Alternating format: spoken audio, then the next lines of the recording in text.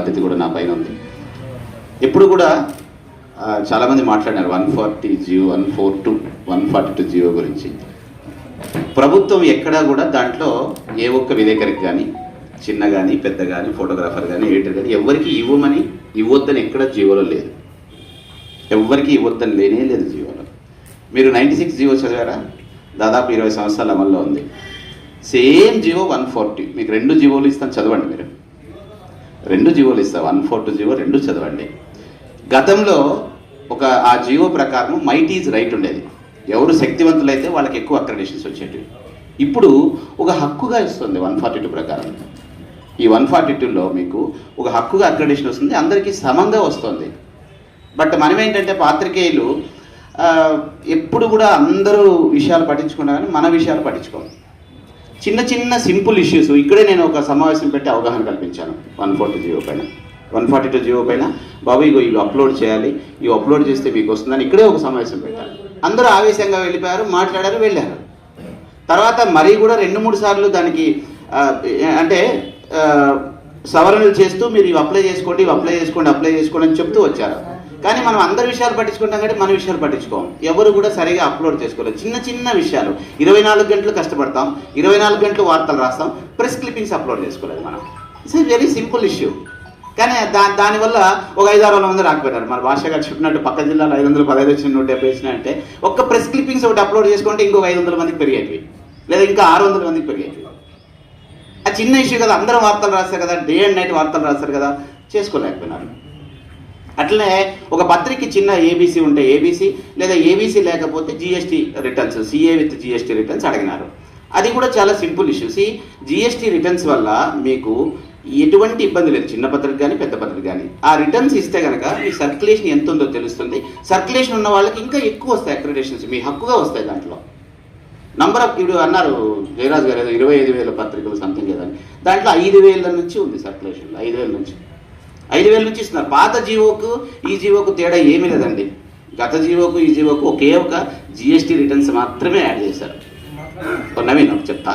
So కాబట్టి just ఆ GST returns కనుక మీరు ఎవరైనా చేయించుకుంటే మీకే ఒక హక్కు వస్తుంది కదా. ఆ హక్కుని మీరు ఆ జిఎస్టీ రిటర్న్స్ పెడితే you will get number of accreditations. సమస్య ఎక్కడ ఉంది?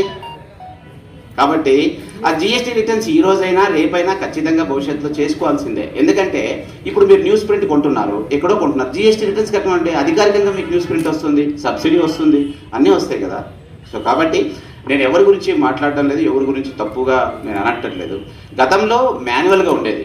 గతంలో మాన్యువల్గా ఉండి నీకు 100, నీకు 50, నీకు 70, నీకు 80 అనుకుంటాడు. ఈరోజు వాళ్ళ హక్కుగా ప్రతి వాళ్ళకి ఆ చట్టం ప్రకారం లేదా దాంట్లో ఉన్న నిబంధనల ప్రకారం అక్రెడిషన్స్ వస్తున్నాయి. కాబట్టి దయచేసి ఇది ఒక అపోహ మాత్రమే. మీరు చదవండి బాగా ఆ 142 జియో, లేదా పాత జియో 96 జియోని కూడా 2 కూడా చదవండి. 2 కూడా చదివి దాంట్లో ఫాలో అయితే మాత్రం ఈరోజు నిన్న కలెక్టర్ గారు మీటింగ్లో కూడా, తర్వాత ప్రభుత్వం కూడా మాకెవ్వరికి కూడా మీకు ఒకటి వేదిక పైన కృపోరం సంతాప సభలో ఆయన ఆశయానికి అనుమతి చెప్తున్నాం. ప్రభుత్వం విలేకరులకి ఎవ్వరికి కూడా వ్యతిరేకం కానే కాదు. ఎవరికి ఫలానా వాళ్ళకి అక్రెడిషన్ ఇవ్వండి, ఫలానా వాళ్ళకి అక్రెడిషన్ ఇవ్వద్దని చెప్పి మాకెవ్వరికి కూడా చెప్పలేదు. కాబట్టి 142 జియోని ఫాలో కమ్మన్నారు. 142 జియోని ఫాలో కమ్మన్నారు కాబట్టి అందులో కొన్ని నిబంధనలు ఉన్నాయి. తర్వాత ఆన్లైన్ చేశారు కాబట్టి ఇంతకుముందు మాన్యువల్గా ఉండేది. మాన్యువల్గా మీరు ఏమి ఇచ్చినా ఇవ్వకపోయినా కొద్దిగా నడిచేది. ఇప్పుడు ఆన్లైన్లో కాబట్టి సిస్టమ్ తీసుకుంటుంది. ఇప్పుడు ప్రతిదీ ఆన్లైన్. ఇప్పుడు మీరు పెన్షన్ లబ్ధారులైనా లేదా ఏదైనా సరే పథకానికి ఆన్లైన్లో మీరు ఫలానా దరఖాస్తు చేసుకుంటే ఆటోమేటిక్గా వస్తుంది. ఇప్పుడు మీరు హెల్త్ కార్డు ఉంది, మీ హెల్త్ కార్డు మీకు ఆటోమేటిక్గా జనరేట్ అవుతుందా లేదా? తీసుకుంటున్నారు కదా, జనరేట్ అవుతుంది, తీసుకుంటున్నారు లేదా? మీకే ఓటీపీ వస్తుంది, మీరే తీసుకుంటున్నారు.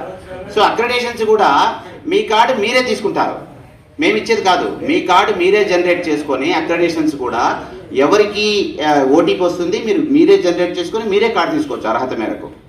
కాబట్టి 142 జియో నిన్న కలెక్టర్ గారి దగ్గర కూడా చాలా క్లియర్గా చర్చించి మేము ఎవరిని హయ్యెస్ట్ మన జిల్లాలోనే వచ్చినాయి 3,021 దరఖాస్తులు వచ్చినాయి మన జిల్లాలోనే.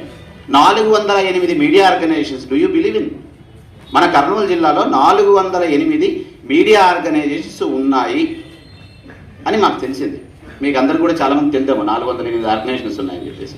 408 మీడియా ఆర్గనైజేషన్స్ నుంచి 3,021 దరఖాస్తులు వచ్చినాయి. అందులో ఒక 21 గవర్నమెంట్ మీడియా నుంచి వచ్చినాయి. 21 గవర్నమెంట్ మీడియాను కూడా తీసుకోవద్దన్నారు, మేము కూడా తీసుకోలేదు అక్రిడేషన్స్.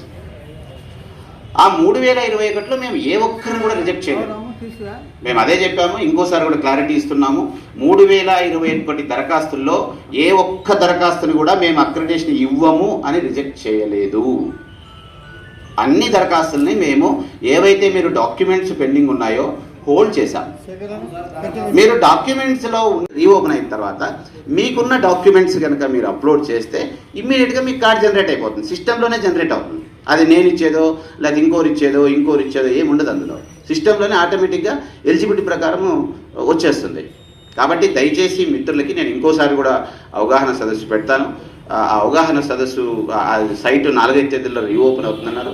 ఆ రీఓపెనింగ్లో మీరు ఏం పెట్టాలి, ఏం చేయాలని చెప్పేసి ఇంకోసారి మీకు అవగాహన కల్పిస్తాను. ప్రభుత్వం కూడా దాని గురించి చాలామంది రిప్రజెంట్ చేశారు అన్నట్టు భాష గారు, లేకపోతే చాలామంది మద్దిరెడ్డి గారు, అన్ని యూనియన్స్ కూడా రిప్రజెంట్ చేశారు.